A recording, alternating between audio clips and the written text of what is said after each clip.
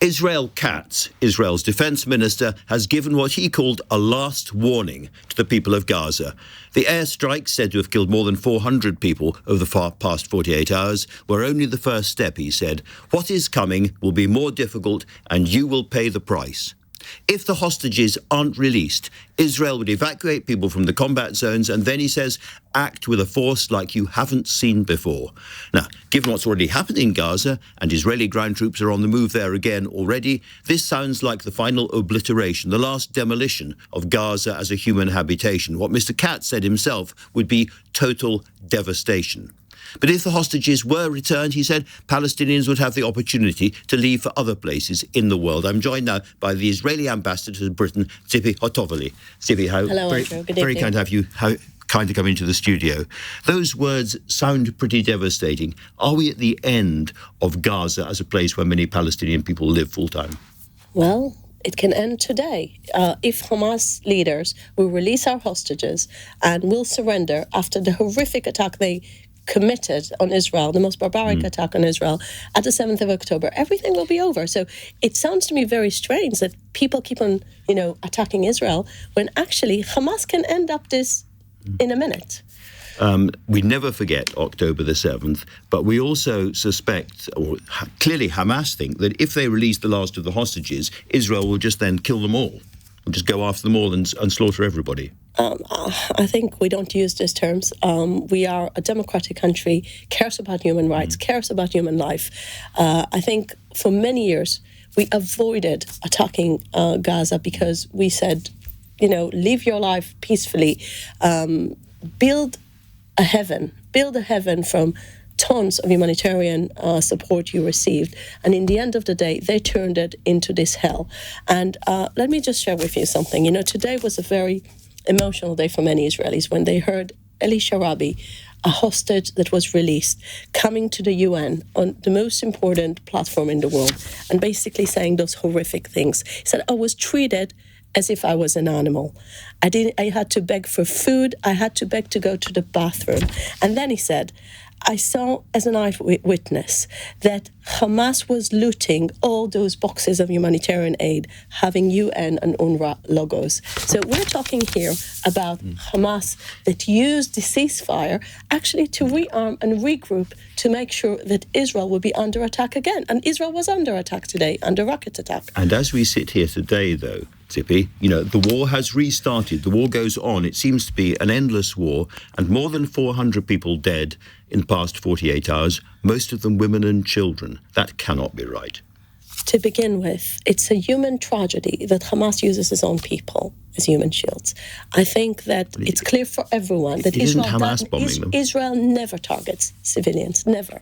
We are using all our best intelligence to make sure we're attacking the infrastructure of Hamas, we're attacking the commanders of Hamas, but they embedded themselves in their population intentionally to create these cynical images in the BBC, in LBC and everywhere to make sure that the world will take Israel as the one who's targeting those people. We're not targeting the civilians, and we need to make it clear. Well, can I put it gently? If you're not targeting the civilians, your targeting can't be very good because you're killing an awful lot of them. As you know, when you take your rates, when you're fighting, when you were fighting in Iraq and Afghanistan together with your American allies, it was clear that you had proportionally one terror or armed person for 5 civilians. Israel did in the Gaza case 1 for 1. And I think this rate, this is the one that was researched both by our people and by very professional people like Professor Andrew Roberts. So I think it's very clear that Israel is doing what every democratic country in the world would have done. Let us agree right now, it would be the right thing for Hamas to release all the hostages immediately. I agree. But if they don't, how does this end? First of all, I think there is a responsibility here in the international community. According to the British government, the US administration is doing its best to put pressure on Hamas to release them now, not tomorrow, now. And I think that every day we're waiting, we'll lose more life. And every day matters. This is why this pressure is so significant. And you're asking me what if not? Yeah. Then unfortunately, we'll be in a point where Hamas understands military pressure and will have to make sure Hamas won't control the Gaza Strip, which is the end game. You asked me about the end game.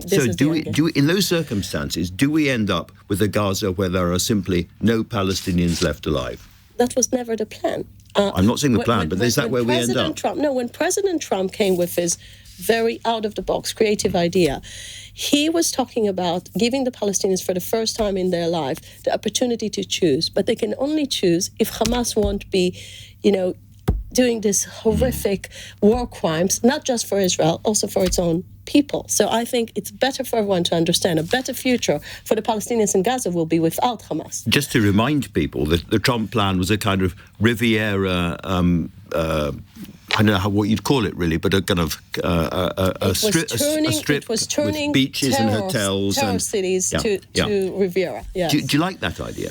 Is that a serious idea, do you think? So I think everyone probably saw how people don't take it seriously. And I think you need to understand the heart of the idea. The heart of the idea is not the business idea. People take it whether it's going to be a Riviera or not. This is not the story. The story is basically looking at the reality in the Middle East. And I think we both can agree that the last generation, the last 25 years, were not good. They were not good for Israelis. They were not good to Palestinians. When Israel did the withdrawal in 2005, and we said we'll go back to the international borderline, and then we'll have peace and quiet. And we removed settlements, and we did all those things. In the end of the day, we got more radicalization in the other side. So I think the key word here is that this is what Trump is saying, let's change and build a new paradigm. And I think he's right. Let's talk a bit about radicalization. Rabbi Meir Kahan, who was eventually assassinated, for a long time was a very extreme figure in Israeli politics. He was seen as somebody who thought Israel should take over Gaza, take over what we call the West Bank, full-time, forever. Are his politics now coming into the actual government? We've got Ben Gvir coming back into the government. He follows a lot of that ideology. Has that moved from the extremes to the centre of Israeli politics? No, because I think what's happening in Israel, actually, it's not understanding Israeli politics, thinking that we're turning to some right-wing country. We're not turning to a right-wing country. We're turning to a country that wants safe life to our children.